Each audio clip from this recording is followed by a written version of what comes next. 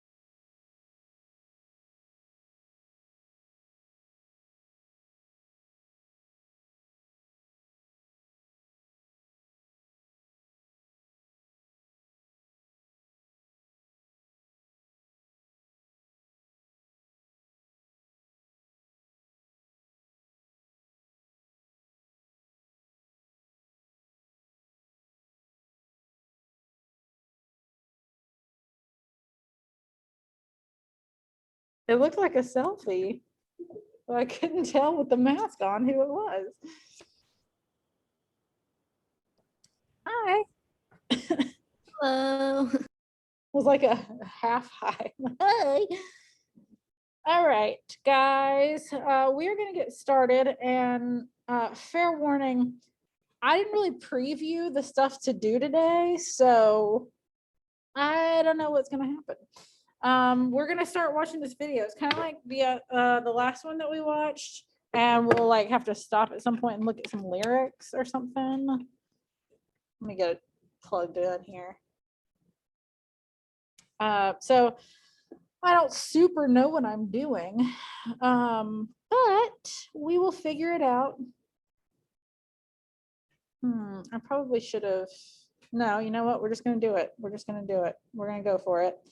We're going to start watching this. This is about characters in Diction in Hamilton, and I think it'll have me stop definitely once, maybe twice, to listen to a song and look at the lyrics. But we'll kind of deal with that when we come to it.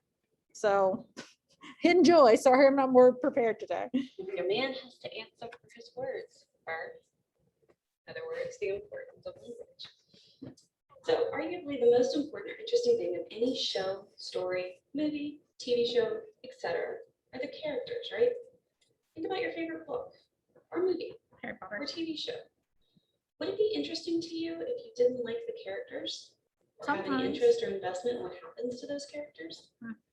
TV producers make millions playing on that love of characters, driving viewers crazy with things like cliffhangers.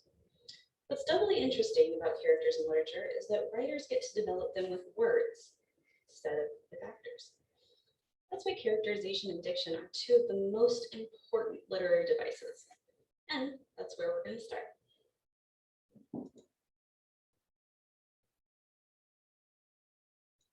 So, before you go any further, stop. Make sure that you've read the lyrics to the song Aaron Burr, Sir. Okay. We'll be using these as a reference point throughout the lecture, so you need to make sure that you're familiar with them. I would highly suggest for this lecture and for any others that you print out the lyrics so that you can mark and comment on them as we progress through the lectures. All right, well, she has said that before, but what we're gonna do instead, I mean, we are gonna look at the lyrics, but I'm gonna pull up the song. What's it called? Some Aaron Burr? Mr. Burr or Aaron Burr? Is this gonna bring, yeah, Aaron Burr, Sir. Okay. Okay.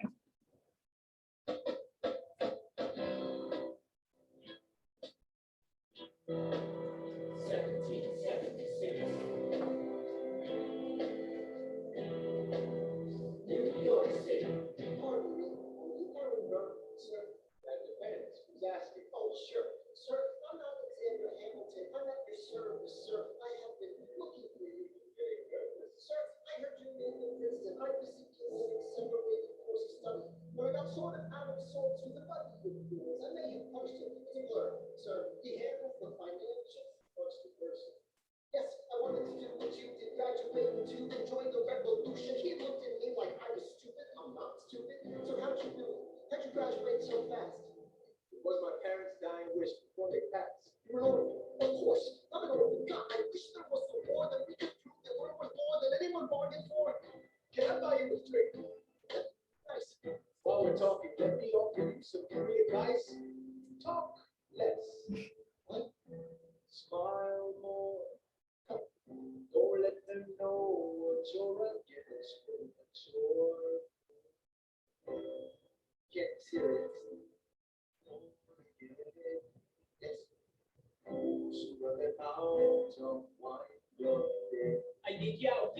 Yo, what time is it? Showtime!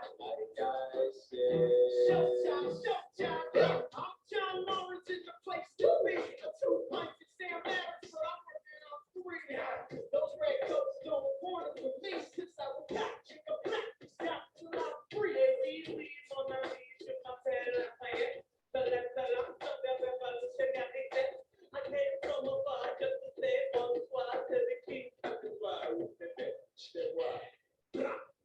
I can picture these mulligans up in your loving me. Yes, I heard your mother say, come again. Nothing but others and horses. Of course.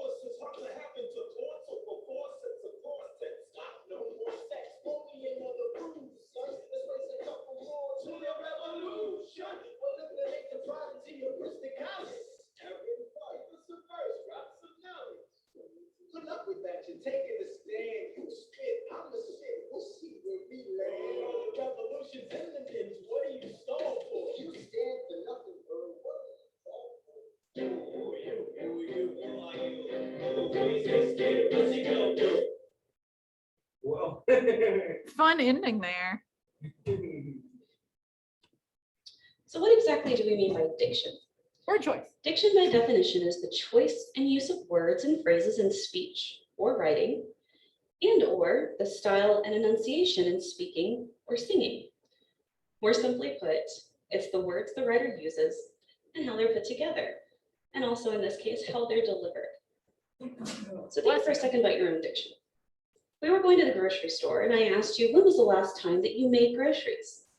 You would assume that I was from New Orleans, as is the way that they say grocery shopping. It comes from the French faire du marche, which faire is the verb that means to do or make, and marche is shopping. So to do or make shopping. Make groceries. So when we get in that store, I'm going to ask you to go grab me a buggy. You will politely tell me that from the north, where you're from, that it's called a shopping cart, or for short, a cart. I then would ask you to pull out the weekly sale flyer and ask you if Coke is on sale. You reply, no, but Pepsi products are. I would then have to clarify that by Coke, I had just simply meant soda in general. You then would remind me that it's called pop. See how you have your own style of diction? But you never really thought about it, right? Like dialect, not diction, but all right. Authors use diction to explain and add character. Diction is how we as readers can determine a character's background, education, race, religion, and even the regions that they're from. A good writer can do all of this with diction, so you don't need an hour-long background story on every single character, which would get really boring really quick. And because this is a musical, we get to take it a step further than just the words on the page. So we're not going to just be looking at the words, but also how they're delivered to include the speed, rhythm, and pronunciation. So, we have to start with Hamilton. Alexander Hamilton, originally played by Lin-Manuel Miranda, also the writer of the show. He's our hero. Well, sort of. He's best summed up with the line, "The problem is I got a lot of brains with no polish." The way the musical's set up, the story is a frame narrative that's told by Aaron Burr, who we'll get to in a minute. But Hamilton is arguably our hero, be it a tragic one. He suffers from the most common of tragic flaws, hubris, or excessive pride. In terms of word choice, Hamilton is well read with a wide vocabulary, but given his upbringing, it's mixed in with slang and lower vocabulary. So he's well read, but not classically schooled. A lot of brains, but no polish. Tempo. His tempo changes constantly. He never keeps the same beat throughout any song, and it mainly changes with his emotions. My Shot gets faster and faster until the climax and uses untraditional beats. Even the lyrical ballad of Hurricane is faster than any of the other traditional ballads. Fun fact, as Secretary Treasury, he convinced Congress to authorize cutters, which then became the Revenue Service, and then became the Revenue Marine Service, which was founded in 1790 to enforce customs and maritime law. It was renamed in 1915 to what we know today as the United States Coast Guard, and it just celebrated its 228th birthday on August 4th, 2018. Aaron Burr, originally played by Leslie Odom Jr., is our anti-hero, also our narrator. He's best described with his two lines, "Talk less, smile more," and "I am inimitable, I am an original." He has a large vocabulary, just like Hamilton. For example, the word inimitable. How many times a day do you use that in a sentence? The difference is he doesn't dip into slang the way that Hamilton does. It's all very highbrow language. This shows that he had a more proper upbringing and was classically educated as well. There's a slight difference between his external and internal monologue, but his external lines are completely proper, uses complete decorum even when he's angry. His rhythm is definitely more controlled than Hamilton's, that's is everybody's, but it's not quite as controlled as Washington's, which we'll see in a little bit. It kind of gives him more of a jazzy, bluesy type swing style. Fun fact, as he tells us in the song Wait For It, his grandfather was indeed a fire and brimstone preacher. Most of you at some point have probably read the sermon Sinners in the Hands of an Angry God as you were studying American literature, written by Jonathan Edwards, who was indeed Aaron Burr's grandfather. Oh, cool. Eliza, or Elizabeth Schuyler Hamilton, Originally played by Philippa Sue, is best described in the line, best of wives and best of women. And she's our female lead. Her word choice is deliberate, measured, controlled, even in her interior lines, which is very different than that of her sister, Angelica. She's got a strong sense of naivete in her word choice and thought process. However, that changes a little bit over the play as she's exposed to more of the deception of life, the betrayal by her husband, and deciding how she's going to proceed. And her style is more R&B to ballad, but she also almost has a Disney princess type feel about her style. So fun fact, her marriage to Hamilton was the only one her father, Philip Schuyler, approved of for any of his daughters. And she died in 1854 at the age of 97. Hamilton did indeed write his farewell letter to Eliza before his famous duel with Aaron Burr, and he signed it with that line, adieu, best of wives and best of women. Angelica Schuyler, originally played by Renee Elise Goldsberry, probably one of the favorite characters of the entire show. She's best summed up with her line, some men say that I'm intense or I'm insane. You want a revolution, I want a revelation. She's well educated, but shows in her word choice and topics. She definitely has a more upbeat tempo than any other female role. But she has a very big discrepancy between her internal and external monologue. Her external lines are closer to that of Eliza's. Her internal lines are closer to that of Hamilton. So she can actually keep up with the mental processes of the men in the show, even though that was not considered socially acceptable for women at the time. Well, we're not supposed to be involved in things like politics. Her style is more hip hop to lyrical in nature. And a fun fact, Angelica was already married when she met Hamilton. Otherwise, she probably would have been a much better match for him, most people think. George Washington, originally played by Chris Jackson. Father of our country is best summed up in his lines, if I say goodbye, the nation learns to move on, and it outlives me when I'm gone. From the song, One Last Time. No fancy words, which fits with his needing Hamilton to help him embellish his eloquence, as he tells us in Right Hand Man. He's a military man, which really fits with he's a military man, so his meter is strict and very formal. Imagine kind of like a metronome beat. It's almost rigid to a fault. So in the Right Hand Man, picture that metronome. So he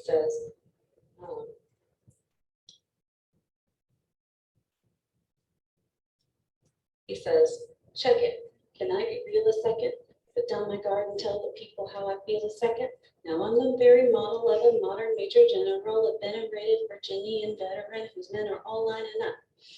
Very, very specific, very on beat. Again, almost that clock-like metronome that you can set by it.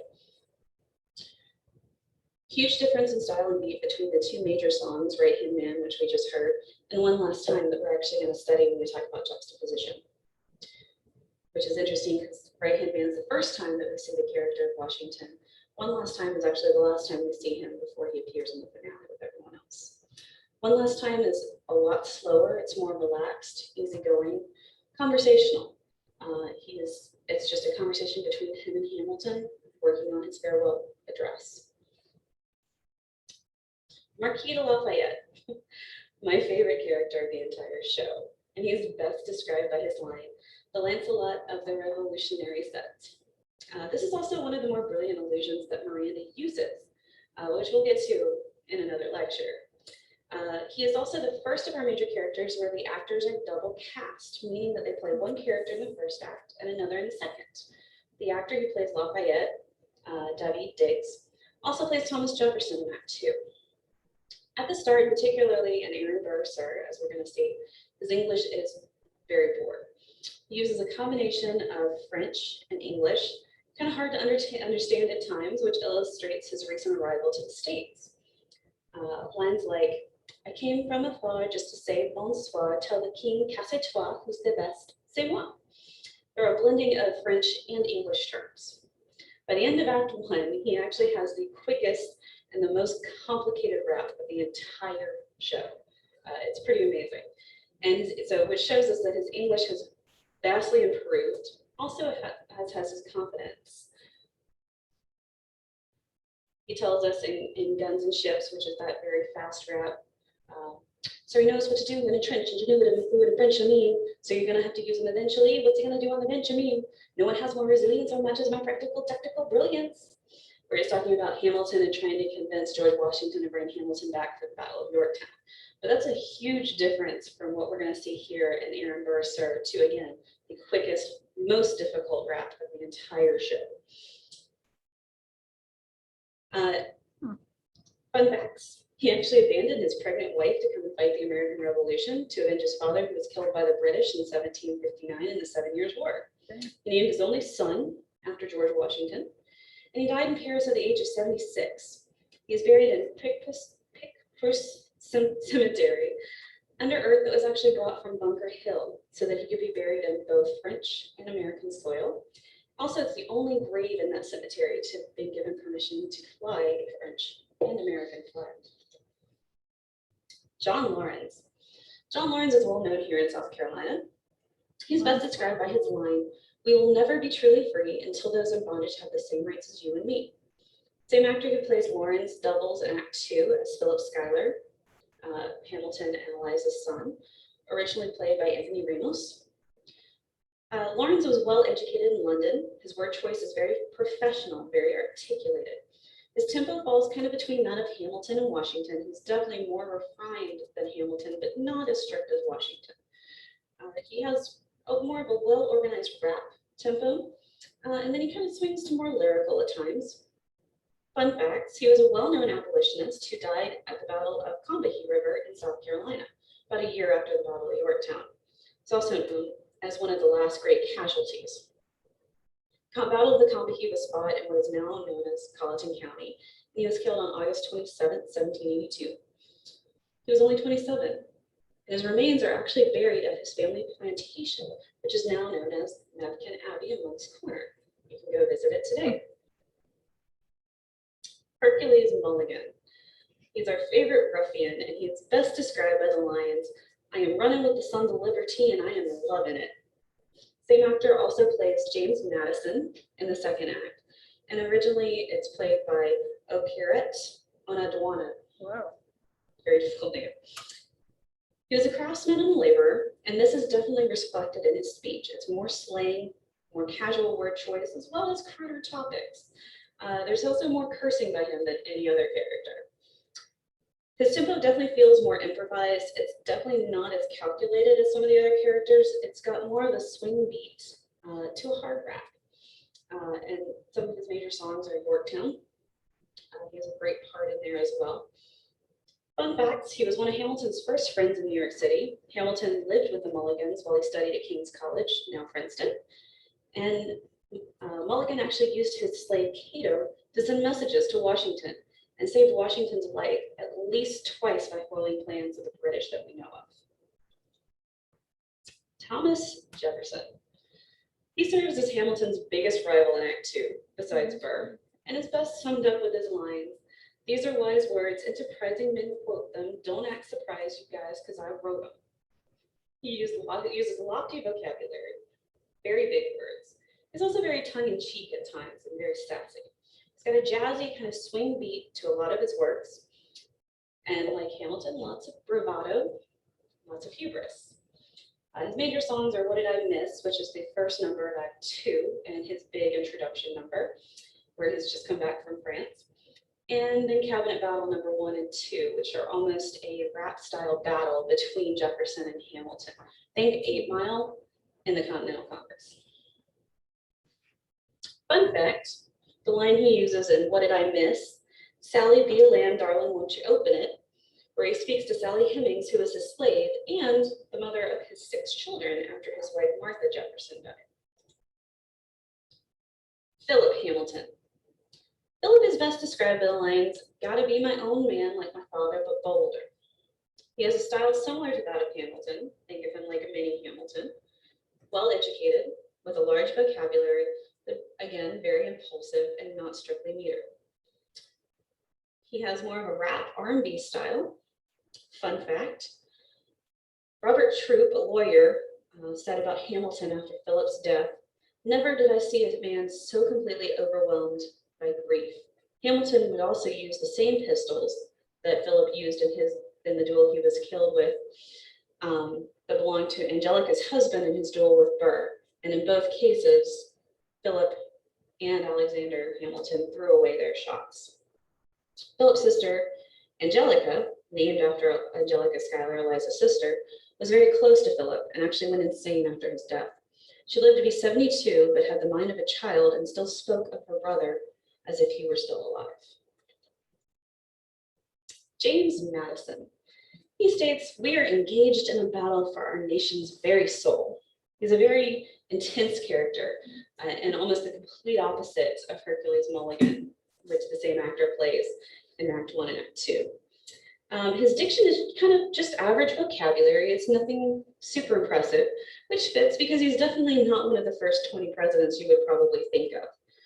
He spent a great deal of time in Jefferson's shadow.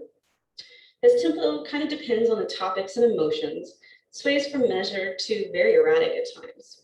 And fun fact, Miranda actually blends the facts of James Madison, who was our 4th president, and those of James Monroe, who was our 5th. In reality, it was James Monroe who was involved in the Reynolds pamphlet discovery and the confrontation of Hamilton. Hamilton challenged Monroe to a duel after the letters were published, blaming him. Ironically, it was actually Burr who intervened and stopped the duel from happening. Other characters. There's several other characters that are worth mentioning, even if they're not worth focusing on for an entire slide. So Peggy is the youngest sister of the Schuylers. Doesn't say much. She mainly mimics her father's thoughts on things. Maria Reynolds, who is the same actress, plays Peggy and Maria Reynolds, originally Jasmine Cepheus Jones, was Hamilton's mistress. Bluesy, jazzy type sound, very seductive sounding. King George was originally played by Jonathan Groff. Has a very traditional music feel. Sticks to what one would consider more traditional musical theater. And it serves as a very stark contrast to the much more modern style of the rest of the show. We'll talk a little bit more about that on the lecture to juxtaposition. Samuel Seabury. He was a rector who became the first American Anglican bishop. We'll talk about him a little more in A Farmer Refuted again in the juxtaposition lecture. All right, so let's watch this video, listen to the song of Aaron Burr's Sir, and see what you can pick out as it plays. No. What's busted to know? Nothing, Burr. What'll you fall for? That's so loud.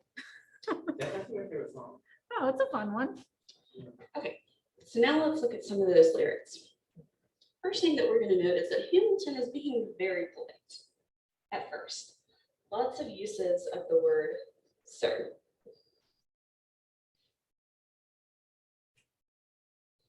Does she think she's circling something? So let's look at this. All of the uses of the word sir, sir, sir, Sir. sir. Which we will notice later on, these are not really typical of Hamilton. Also the use of the word please. Things like pardon me. Notice how that Hamilton speeds up as the song goes on and the rhythm gets faster. From the "I am Alexander Hamilton, I'm at your service, sir. I have been looking for you," to the "wanted to do what you did, graduate into and join the revolution." Very different speed in just a couple of beats, right? This exchange, it goes back and forth for a little bit. And as it progresses, we get the sense that Hamilton's getting a little more and more disillusioned with this guy that he thought was so much like him and really couldn't be further from his ideals. One of the best rhymes that they use, the idea of "it's a blur, sir." The idea of rhyming blur and sir. Okay. And also the line "bursar." Whoever thought about having to rhyme the word bursar, right? So as this goes along, we meet the rest of the gang, right? Comes in with everybody else. Now keep in mind, Hamilton didn't actually meet all 3 of these guys at the same time, but for the sake of expediency of the show, Miranda gives them to us all at the same time, right? So these are the three other main revolutionary friends of Hamilton's. And then one at a time, they kind of have a little chance to give us a paragraph, a little intro, which is where that diction comes in handy. It's also packed with literary devices. So with Lawrence, a great example of synecdoche here is the term redcoats. We talked about that a little bit earlier. So redcoats just stands for the British Empire, King George. He also uses a great automatopoeia in a minute, pop, chicka, pop, these cops till I'm free, which he uses that to illustrate the gunfire. Lafayette here is, again, that mixture of French and English to show that he's just arrived in the Americas, right? So we've got, start out with French, first line, oui, oui, mon ami, je m'appelle Lafayette. This translates to, yes, yes, my friend, my name is Lafayette. The Lancelot of the Revolutionary set. Yeah, so this is a great allusion that Miranda uses to the show Camelot, written by Lerner and Lowe, and original cast of Robert Goulet and But Julie also Andrews. just from like But Arthurian the legend. character of Lancelot in Like, the musical first. comes from France, or It's very what was silly. called at the time Gaul, and his introductory song is titled C'est moi, which means it's me. So it's a great nod both with the Lancelot of the Revolutionary set ending with that C'est moi. His other French and English blended lines, I came from afar just to say bonsoir, which means good night. Tell the king, casse-toi, who's the best. Casse-toi translates to go away. For Mulligan, he opens up with an automatopoeia, brah, brah, all right, which is a attempt to sound like gunfire. Again, his topics and diction are more slang, more crude, mill sex, horses, you know, things that you typically don't hear in polite society. And what's interesting is Lawrence then kind of jumps in a little bit right here and tries to kind of moderate the situation a little bit. No more sex, pour me another brew, son. So, and then the interesting part is how the song ends, right? They're kind of going back and forth and they say, hey, Burr, jump in on this if you want. And Burr again takes this traditional, good luck with that, you're taking a stand, you spit, I'm gonna sit, we'll see where we land. So he's saying, I'm gonna kind of step back, I'll watch how this plays out, and then I'll decide what I wanna do. And then it ends with Hamilton's famous line where he asks Burr, if you stand for nothing, Burr, what'll you fall for?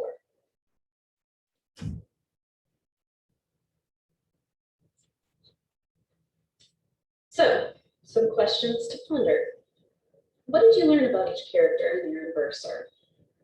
What are some of the words or topics that the character uses or discusses that gives you those impressions? What does each character's tempo and rhythm tell you about them? And your discussion question. No, we're not doing that. Remember, we need to post these on D2L. Read the lyrics to Guns and Ships. In 300 plus words and using examples, how has the diction of Lafayette changed? Why would Miranda choose to change his diction? What is he trying to say? Unbelievable intended. And then you need to respond to 2 of your classmates' posts and 150 plus words. Okay, well, we're not actually going to do that part with the discussion post, but let me go back one sec and find this. It's neat. And his topic, additional. There we go. That's what I wanted. She cracks me up. I can tell from just the way she talks that she's really into Hamilton. Like, I can tell she loves it. So I actually did think that this is really interesting. I mean, I told you guys I didn't watch this one before. I didn't really know what it was about, but I thought it was really cool. And I'm going to kind of give my answer a little bit for kind of all 3 of those.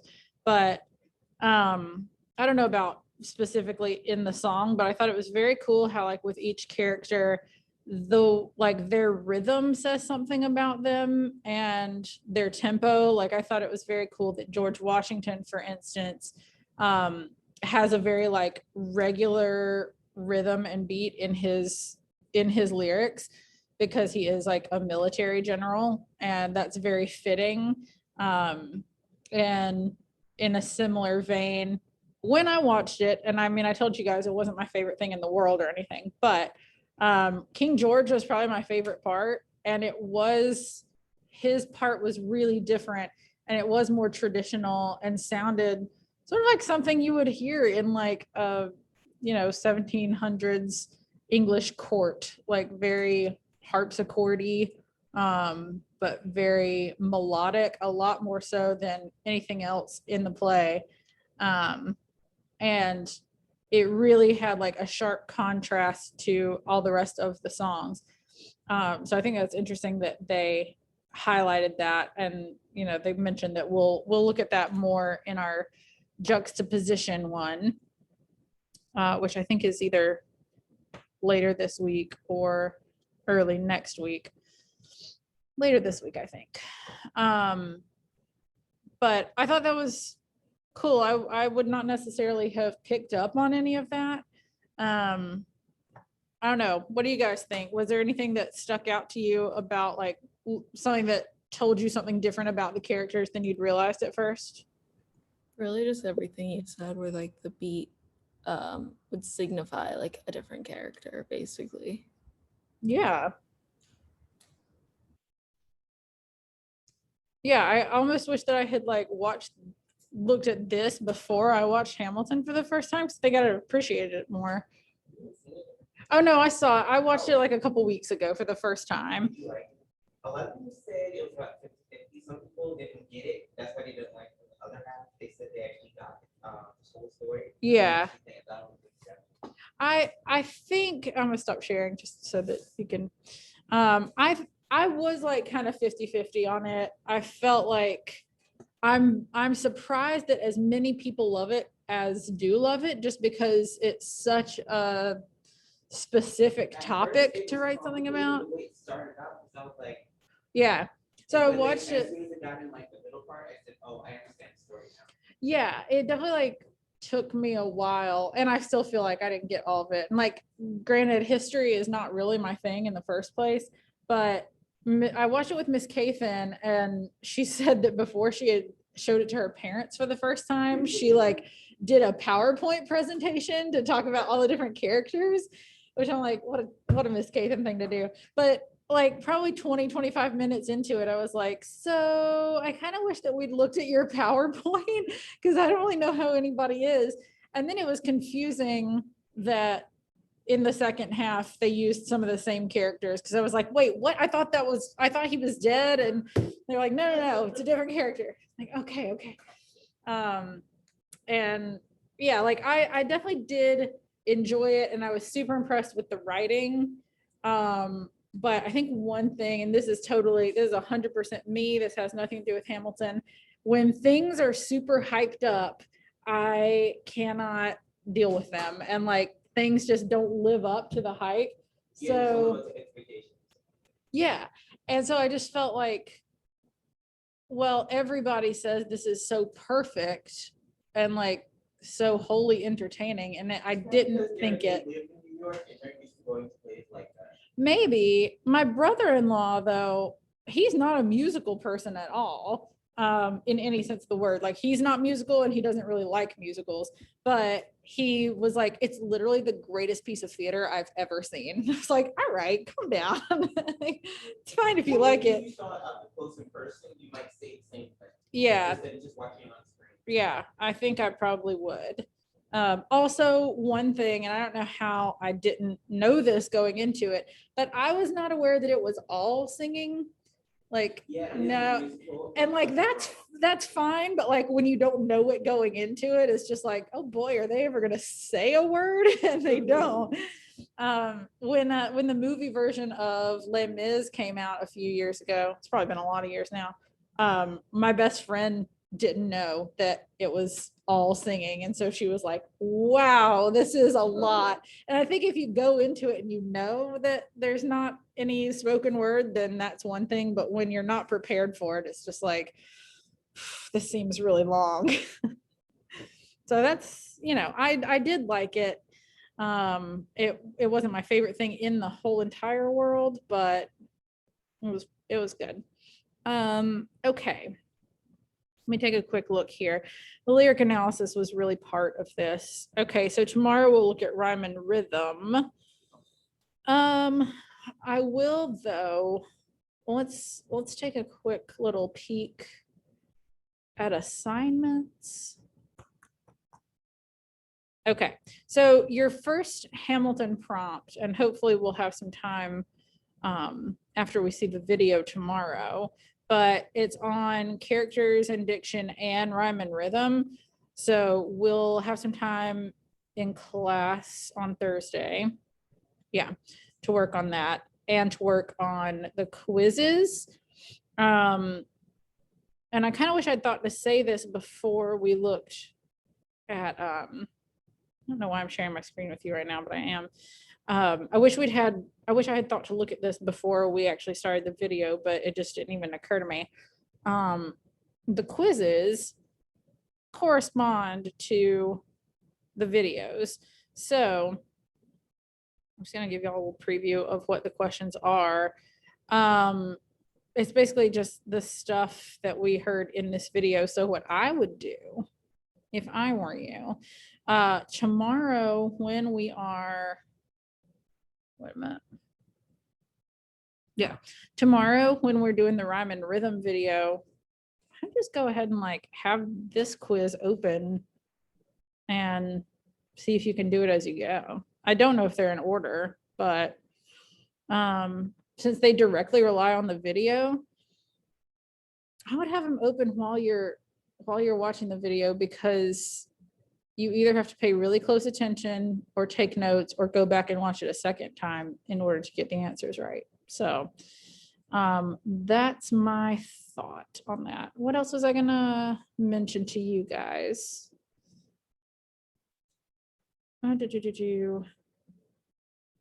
Your prompt, you'll have the information for that. I already said that.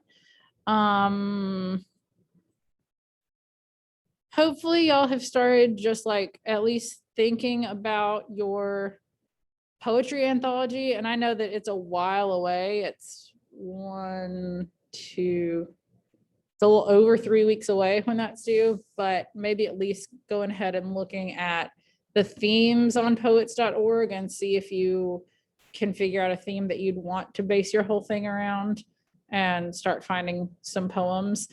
You can see in the calendar, we've got a couple of days set aside specifically to work on the anthology, but you will need more than those 2 class periods, which is why I gave it to you so far in advance. Even though it's not an essay, and so for me, it feels a little less daunting. The amount of writing you have to do actually is about as much as an essay. I think I added it up and it was like 1,200 words, because you have the preface, and then you have the criticism of each poem, and then you have the epilogue. And I don't remember how many words each thing is, but I think it all adds up to 1,200. So it's not a small amount of writing. I just think it's easier because you get to sort of take it in chunks. I don't know why I felt it necessary to share the screen with you while I was looking at that. Any questions about anything? Poetry anthology or? How many poems? It's 5 poems. And they all have to be related to each other, right? They all have to be related to each other by theme or something like that. It can't be, they all have to be by different authors. You have to have a variety of sources. Can it be more than 5? It can be more than 5. Sure it can. Yeah, you guys are actually getting off easy because it's always been 10 before, which is a lot. We also didn't have like word counts to meet in previous years. So, they could write a few sentences about a poem and be fine. Yeah, none by the same author, a variety of sources, and they should not all be song lyrics. And that's about it. Like love poems. Okay, cool. Any other questions? I was thinking for like my poem to do like the stages of a breakup for some reason. Ooh, yeah, I like that. Fun. Okay, cool. Yeah, that sounds like a good plan. And I think I've said this before, but like if you decide to get, like if you find 5 poems on like poets.org that you think work really well, but you're like, oh, I have to have a variety of sources, you can find those poems elsewhere. I would even like see if you can find them in the databases. But if you're having trouble, like if you know your theme, but are having trouble finding poems for it, let me know. If you have a bunch of poems that you like, but they're all from one source and you don't know how to find them from different sources, let me know and I can help you out with that. And that should be the only issues you run into. But I'll obviously like keep checking in with you guys as we go and make sure that y'all are making some progress. Okay, so tomorrow, probably pretty similar. It's a rhyme and rhythm one instead, which should be fun. But that is pretty much it. And we're starting to run out of time. I have 2 of them already. I chose Annabelle Lee and She Walks in Beauty. Oh, nice. Both good poems. Both very good poems. All right. I will see y'all tomorrow. See you tomorrow. Bye.